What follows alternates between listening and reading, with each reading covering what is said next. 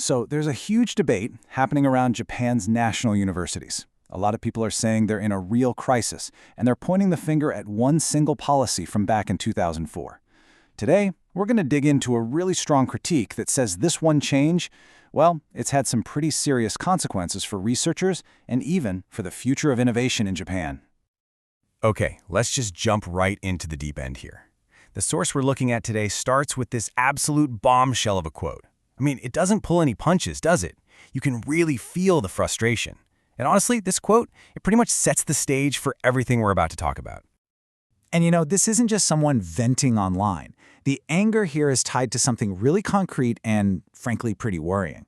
We're talking about highly productive researchers, the ones publishing papers, winning grants, who are actually losing their jobs. So, the big question is, how on earth did things get to this point?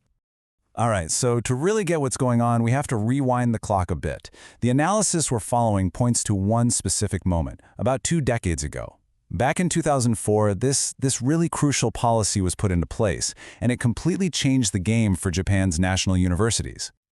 So what was this policy? It's called National University Incorporation.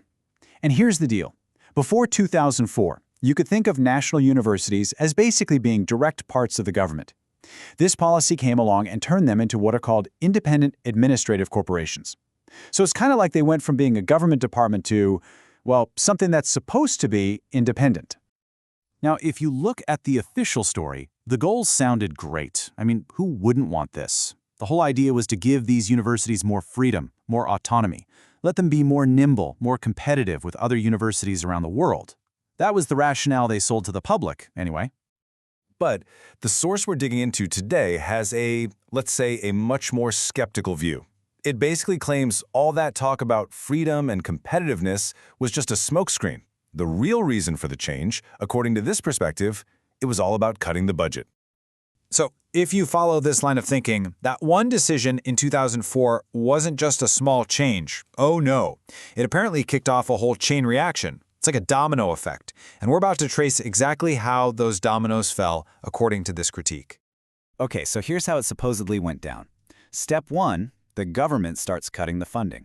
Step 2, the universities are basically told, hey, you're independent now, go out and earn your own keep. Well, that pressure has to go somewhere, right? So it trickles down to the professors. Suddenly, they're spending way more time trying to raise money and hunt down grants, and way less time, actually doing research or teaching. And the final piece?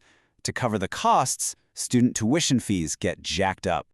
But it's not just about the money, according to this analysis. There's a deeper issue here. The argument is that something really fundamental was lost in all this. The whole purpose of a national university shifted, right?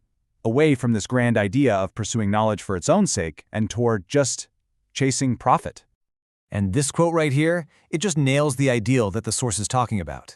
The whole point of these universities was to be these incredible hubs of knowledge, right? A long-term investment in the country's future.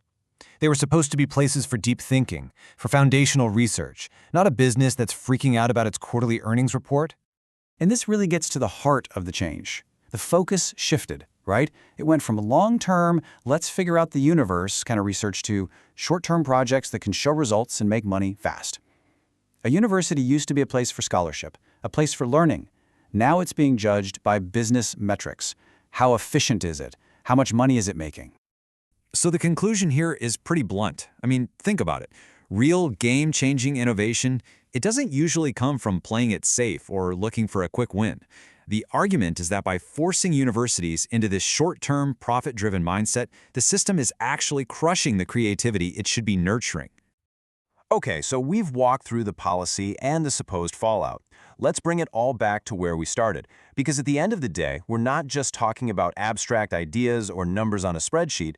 These policies have a massive, real-world impact on people's lives. So what's the fix? Well, according to the source, the answer is actually pretty straightforward. It all starts with people. If Japan wants to fix its scientific research, the very first step is to make sure that its smart, talented researchers have stable jobs. Give them the security to actually build a career. And that leaves us with one final and pretty heavy question from the source's conclusion. When you lay out all these consequences, you have to ask, is this policy basically the same as saying we want to destroy our universities? It's a really powerful thought to end on, for sure. Thanks for tuning in.